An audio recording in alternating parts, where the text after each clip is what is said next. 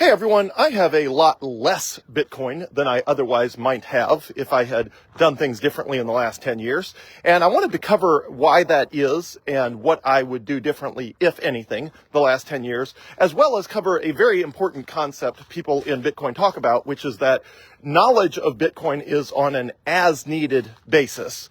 Or another way to put that is to say people find out Bitcoin on a need-to-know basis, because that heavily plays into my story.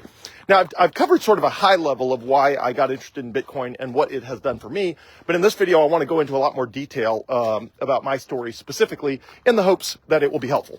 Okay, so I sold Bomgar Corporation in 2014. I had spent 11 years building the company, built it up to more than 200 employees and more than 57 million in annual revenue over the course of 11 years. I sold the company in 2014. And I did not have a money problem at that time. I was in a good spot. I had enough money that, one, I never had to work again for the rest of my life. At that time, I could have chosen to never work again another day in my life.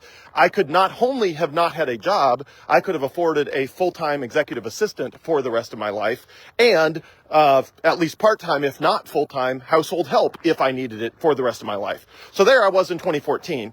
So the first time I heard about Bitcoin was in 2014, and you might think, but wait, if you heard about Bitcoin in 2014, you sold your company in 2014, why didn't you buy a bunch of Bitcoin in 2014? Well, first of all, I dismissed Bitcoin as one of a million different technologies I heard about in 2014, so why would I believe this one was going to become a big deal when numerous other technologies I was constantly hearing about were just falling by the wayside?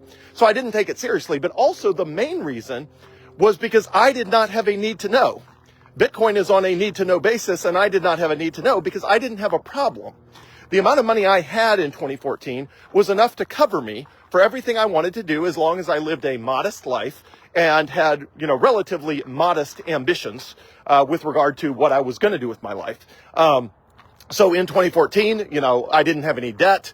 My house was paid off, cars paid off, and I was all set. Now, again, I couldn't go crazy and I needed to live a modest lifestyle, but I was all set. So if somebody came to me and said, yeah, but you could invest in Bitcoin and make way more money, I would have said, yeah, but I have enough. I have enough that if I invest just in the stock market, a 60-40 stock bond portfolio or whatever, if I just do the same thing normal people do, I'll have enough money to accomplish my near-term goals.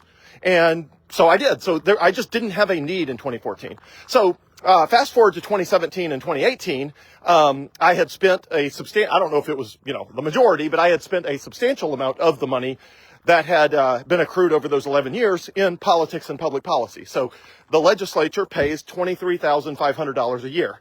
Yes, you heard that right. $23,500 a year. That is the entire salary for a legislator. And so I had taken more than a 90% pay cut to dedicate that season of my life to politics and public policy.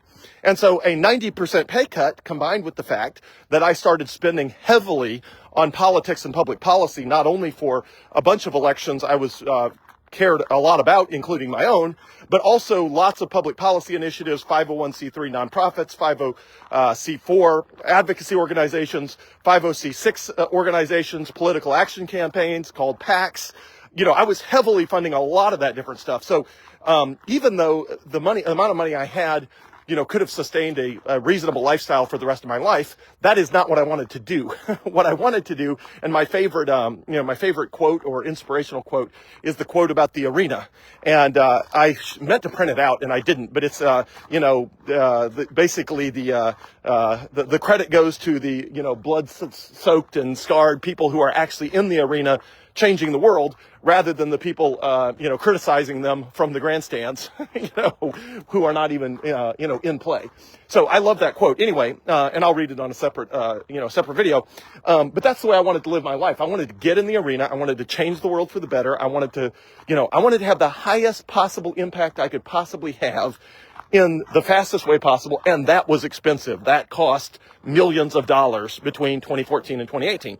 So by the time I bought my first Bitcoin in late 2017 and early 2018, when the prices initially, the Bitcoin I bought was between $6,400 and probably $9,800. So that initial Bitcoin from 2017 to 2018 is up between 10x and 15x. And I bought a little bit, enough to sort of matter, but not really enough to matter. So for the theme of this video, the reason I don't have a lot more Bitcoin, one, because I did not have a need to have something transformational financially in 2014.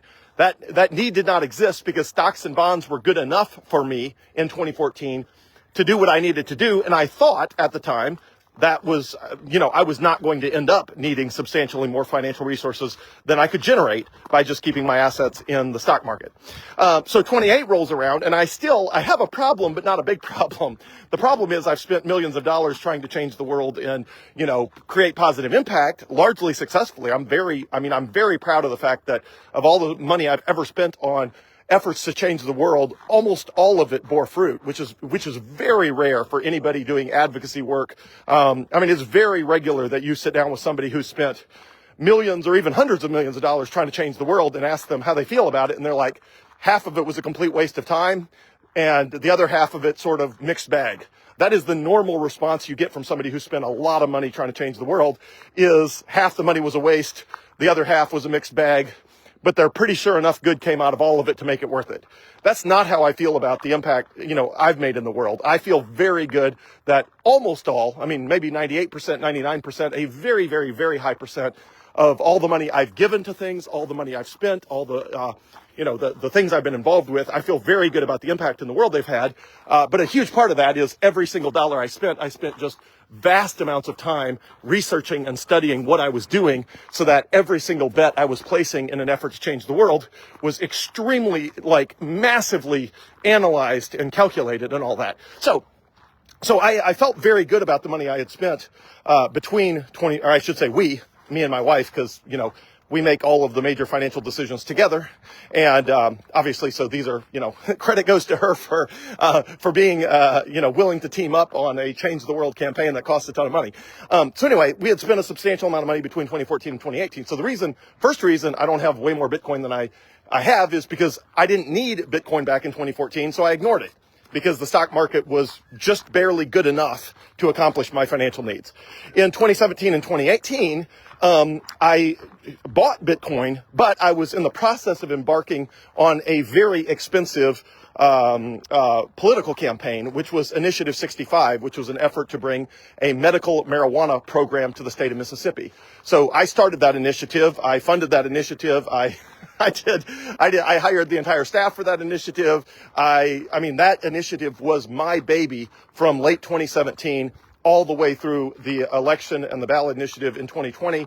And then ultimately the Supreme Court overturned it in 2021.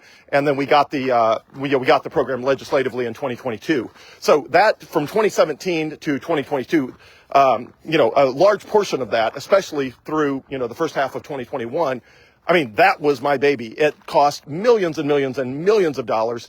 And I was reluctant as I was embarking on that to put a bunch of capital at risk. So my thought process was, well, look, I know I'm going to have enough money, to fund this thing with, my current strategy.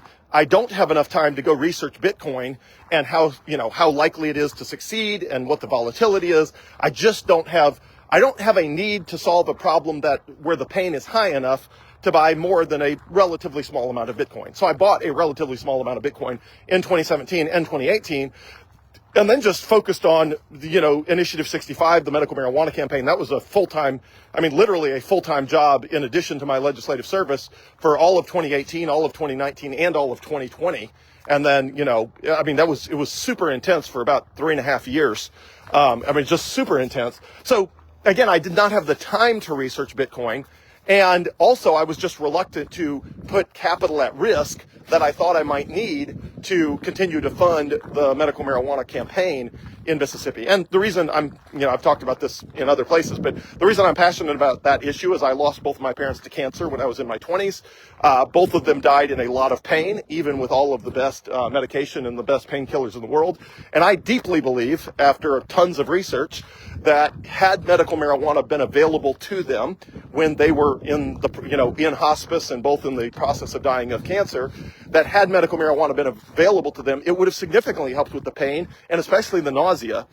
In both cases, my mom had in my mom's case with ovarian cancer, and my dad's case, with lung cancer, even though he never smoked, so it was not smoking related. But my dad got lung cancer that metastasized to his brain.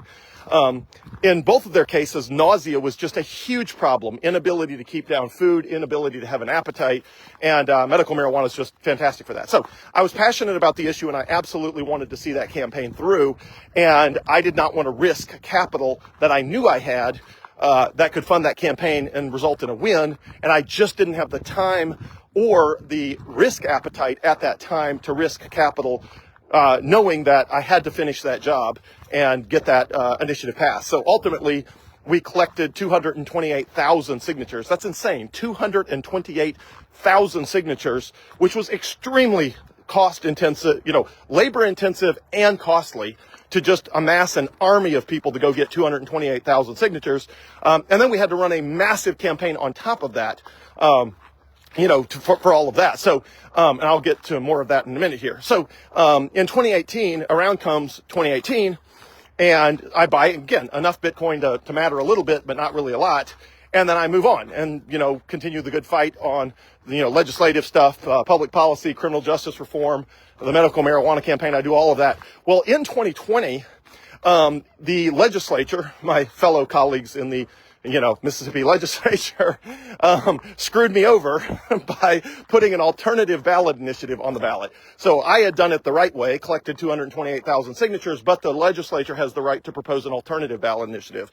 And they were trying to scuttle the whole thing to make it go away. And the best way they knew to do that was to confuse the issue by putting an alternative ballot initiative on that was also about medical marijuana. Now, the truth is, their initiative would have not resulted in an actual medical marijuana program. It was essentially an effort to confuse the voters and mess the issue up so much that, it would fail at the ballot.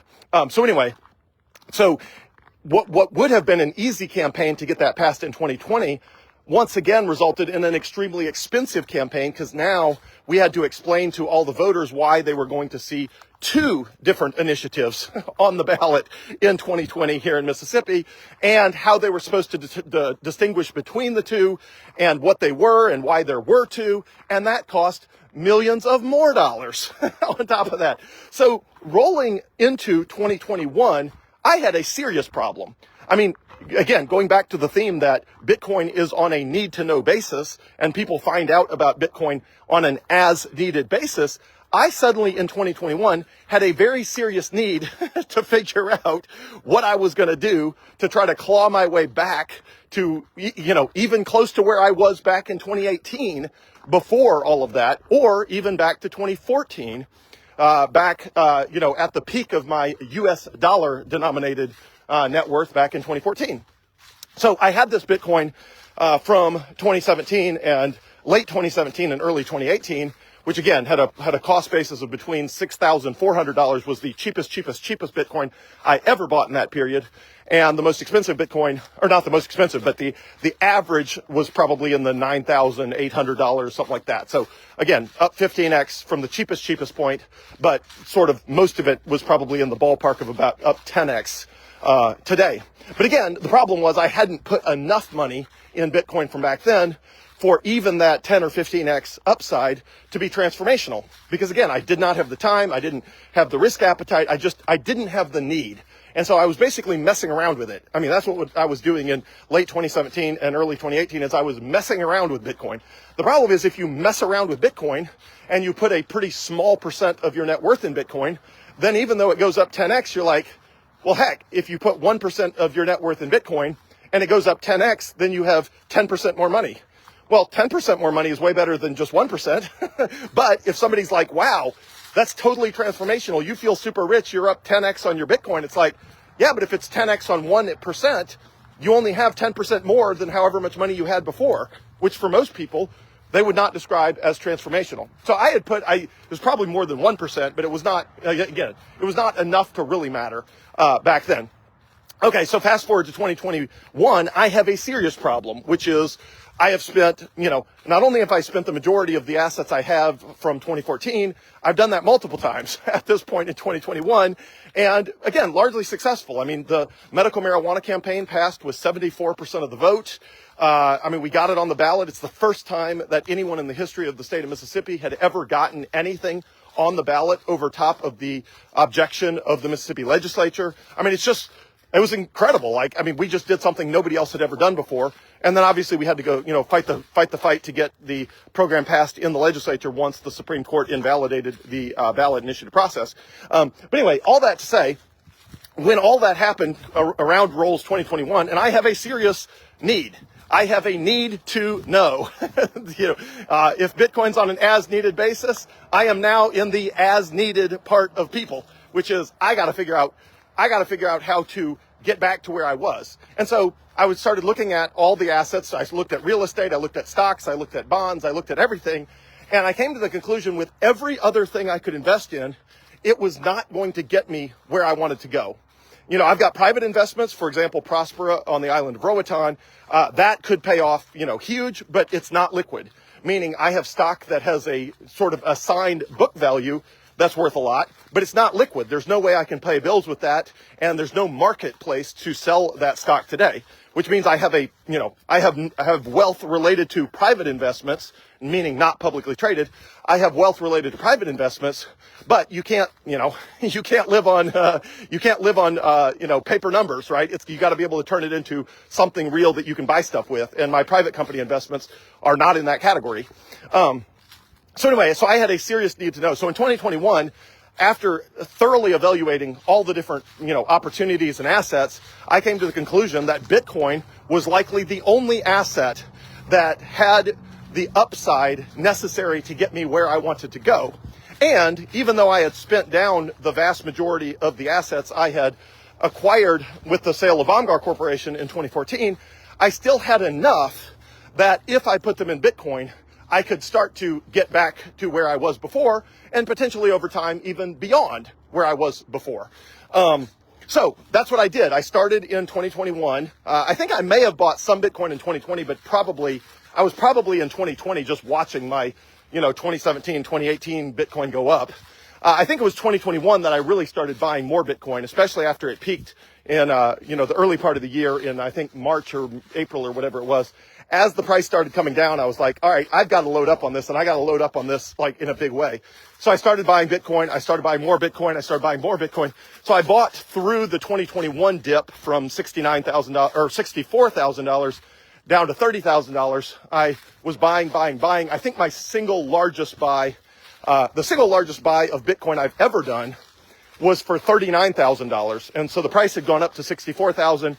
It had come back down. It was dropping consistently. Of course, I knew I was not going to ever be able to time the perfect bottom of the market.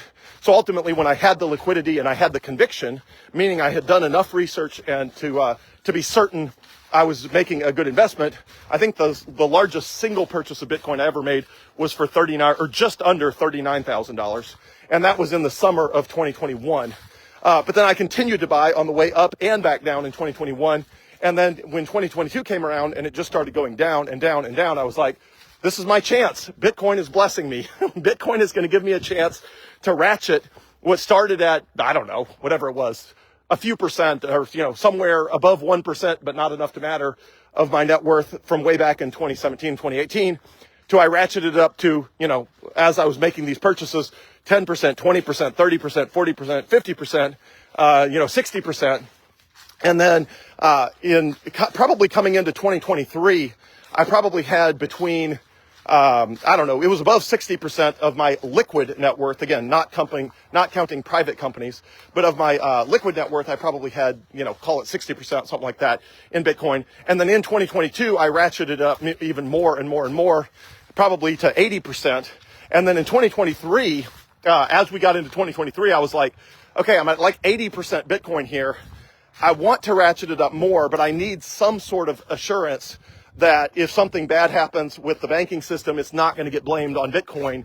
And I was finally given that, blessed by that in March of 2023, when Signature Bank, Silicon Valley Bank, and whatever the other one was, Signature, Silicon Valley Bank, and the third bank that got taken over by the government, only one of them was insolvent. The other two were assassinated. Literally, the government came in and said, you're banking too much with the crypto industry, and we're just shutting you down because we can.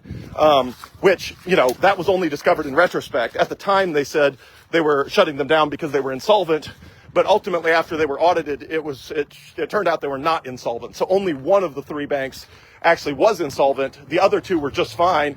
And the government just took them over anyway because they figured, hey, if we're taking out one bank that serves the crypto sector, we might as well take out all three of them. And, that will hurt the industry.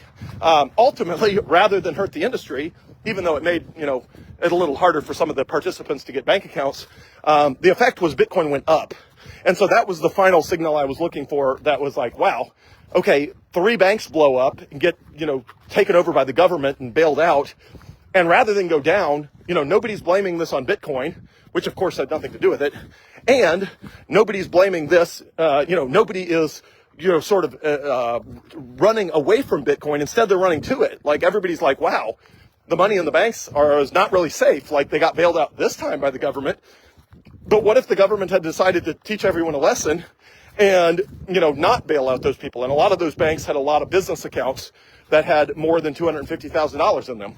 So if you're a startup company and you've just raised $5 million and Silicon Valley Bank goes under and, 4.75 million of that disappears and the FDIC gives you, 250,000, you're upside down. You're toast. So when that happened in March of 2023, I was like, okay, the banking sector can blow up and it doesn't get blamed on Bitcoin. And rather than the price going down because everyone's scared, the price actually goes up because everybody's understands, they understand that Bitcoin is the one thing the government can't do that to, and can't take over and all that. So the price went up. So that's when I started ratcheting from 80% of my liquid net worth up to where I am today in the ballpark of, it's probably just a little north of 97% of my liquid net worth. So that's a very long story. I understand, a very long story. But the summary of all that story is, why don't I own more Bitcoin? One, because I did not have a need to know back in 2014, and education on Bitcoin is on an as-needed basis, and I just didn't have a need to know in 2014. In 2018, I still didn't really, it was certainly growing, but I still didn't really have a need to know in 2017 and 2018, which is why the amount of Bitcoin I bought was, again, I don't know, pick a number, but it's, it's a number that's above 1%, but it was sort of less than enough to matter in 2017 and 2018. And then fast forward to 2021, when I was in full-on need-to-know basis. I am officially hunting for an asset that can get me back where I was, and beyond, back from, when I sold Bomgar Corporation in 2014. And after a rigorous examination of everywhere I could possibly put money, determined that Bitcoin was it. And then ultimately, I did what I always do when I get interested in something. I learn everything there is to know about it, and then I read everything against it. So I have read every single book that's ever been written that was anti-Bitcoin or anti-crypto or critical of Bitcoin or crypto, to make sure that I'm not missing anything, to make sure that they don't have a compelling argument that I haven't thought of that affects whether I think Bitcoin is the best investment in the world. And after all of that rigorous examination, I can continue to increase the amount of Bitcoin I have. So one thing I don't think I've ever talked about is, what is my overall blended cost basis? My guess is that's in the sort of, let's call it the low 30,000s. So you may be thinking, wait, low 30,000s, you've been in for Bitcoin for 8 years now. How is your cost basis in the low 30,000s? Why is it not down at pennies? Well, because a relatively small amount of the Bitcoin I bought was back in 2017 and 2018, when it was between, 6,400 and 9,800. That's just a relatively small percentage of the total, even though I still own that Bitcoin. That's a relatively small part of the whole. And I've been buying all the way up and all the way down. So I bought a lot of Bitcoin below $17,000 in 2022, but that's offset by the fact that I made the single largest individual purchase in 2021 at $39,000. So when you average all of that in, where you total up all the Bitcoin I've ever bought, divided by all the money I've ever paid for it, or I think it's actually the reverse, but regardless, when you divide one number by the other number to figure out, okay, on average, what is the price I paid for the average Bitcoin over the entire period of time I've been invested in Bitcoin, it's probably somewhere in the low 30,000s.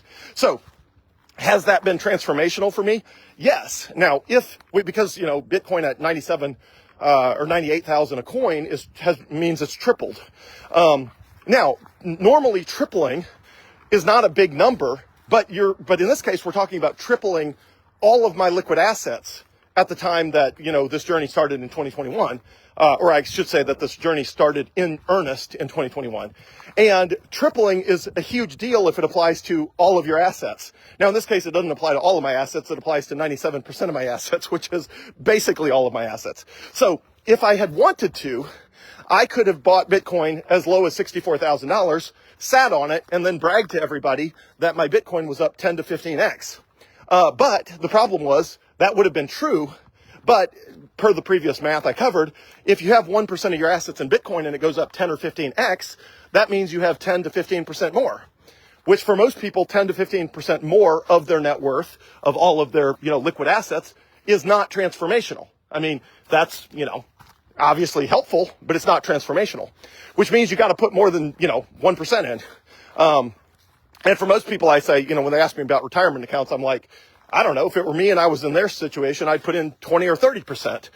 Because that way, if it goes up, substantially, it's real money. But at the same point, it's not like they're, eating cat food if the investment doesn't work out.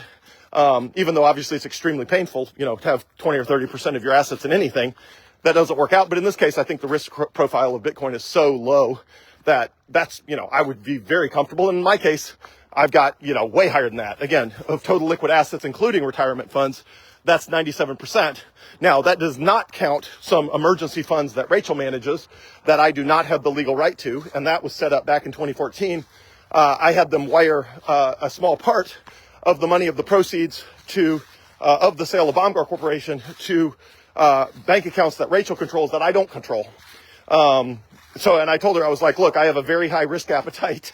And, since we had sort of agreed that I was going to manage the vast majority of our assets, I was like, we really need a fund that I can't touch, to make sure that, we can still put food on the table, even if nothing I ever do works out.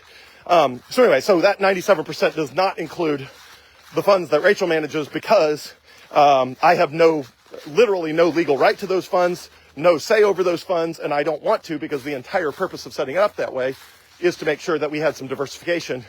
I guess not diversification in the traditional sense because it's a relatively small amount. I shouldn't say diversification, to make sure we had an emergency fund. So that, those funds that she manages plus the 3% that I manage that's not in Bitcoin is our emergency reserve fund. But again, that's, a very small percentage of the total. And for the liquid assets that I could possibly invest in Bitcoin, we're at 97% Bitcoin. And the rest is like a smattering of stocks and bonds and whatever normal people who are not Bitcoiners invest in. Anyway, so all that to say, the reason I don't have more to re-summarize for the second, third, or fourth time is I did not have a need to know. I was not desperate for a solution in 2014 or 2018. And by the time I was in 2021, the prices were a lot higher.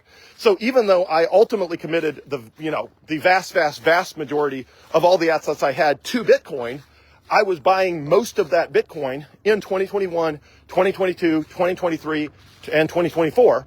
And the lowest the price has ever been at any point from 2021 to the present is 15,500.